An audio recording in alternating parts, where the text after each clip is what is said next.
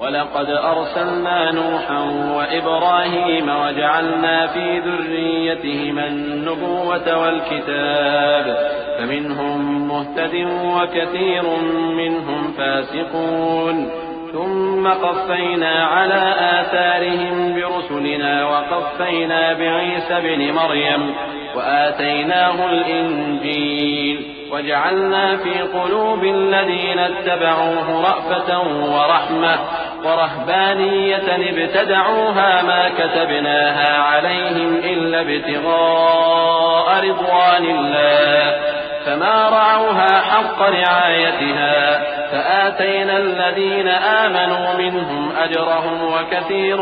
منهم فاسقون۔ اور ہم نے نوح اور ابراہیم کو پیغمبر بنا کر بھیجا اور ان کی اولاد میں پیغمبری اور کتاب کے سلسلے کو وقتاً فوقتاً جاری رکھا، سو بعض تو ان میں سے ہدایت پر ہیں اور اکثر ان میں سے نافرمان ہیں۔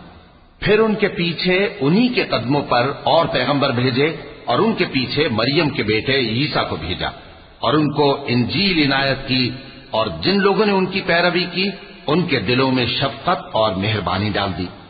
اور ترک دنیا والی نئی بات تو خود انہوں نے نکال لی، ہم نے ان کو اس کا حکم نہیں دیا تھا، مگر انہوں نے اپنے خیال میں اللہ کی خوشنودی حاصل کرنے کے لیے آپ ہی ایسا کر لیا تھا، پھر جیسا اس کو نبھانا چاہیے تھا نبھا بھی نہ سکے۔ پس جو لوگ ان میں سے ایمان لائے ان کو ہم نے ان کا اجر دیا اور ان میں بہت سے نافرمان ہیں۔ يا أيها الذين آمنوا اتقوا الله وآمنوا برسوله يؤتكم كفلين من رحمته ويجعل لكم نورا تمشون به ويغفر لكم والله غفور رحيم لئلا يعلم أهل الكتاب ألا يقدرون على شيء من فضل الله وأن الفضل بيد الله يؤتيه من يشاء والله ذو الفضل العظيم۔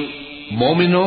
اللہ سے ڈرو اور اس کے پیغمبر پر ایمان لاؤ، وہ تمہیں اپنی رحمت سے دگنا اجر عطا فرمائے گا اور تمہارے لیے روشنی کر دے گا جس میں تم چلو گے اور تم کو بخش دے گا،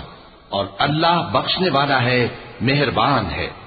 یہ باتیں اس لیے بیان کی گئی ہیں کہ اہل کتاب جان لیں کہ وہ اللہ کے فضل پر کچھ بھی قدرت نہیں رکھتے، اور یہ کہ فضل